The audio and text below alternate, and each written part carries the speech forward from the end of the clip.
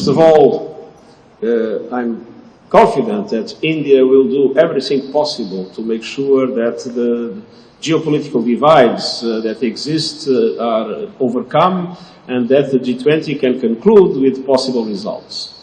There are, of course, questions that for me would be essential. One is to have a clear message about the reform of the international financial architecture, to make it adapted to the needs of today's world.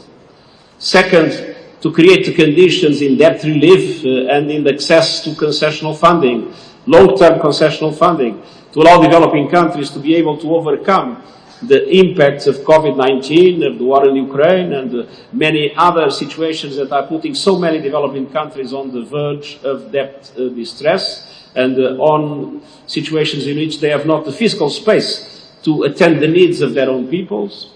And at the same time, I would be obviously very interested in seeing the emerging economies and the developed countries that are gathering in the G20 to be able to come to a united approach to an increased ambition in mitigation, to reduce emissions, as we are facing a catastrophic climate situation, and ambition in justice, to provide developing countries with the resources they need for climate action, in adaptation, and in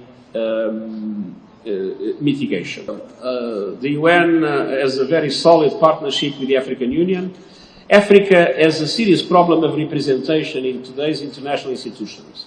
When they were created, the African continent had few independent countries. Most of the countries were still under colonial regimes.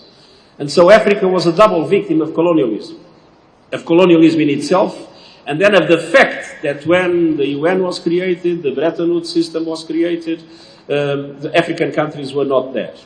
So that is why I'm strongly supportive of the presence of an African country, at least as a permanent member of the Security Council, that I consider it essential to reform the Bretton Woods system for Africa to have a stronger participation, and of course I would be very happy to see the African Union as a member of the G20.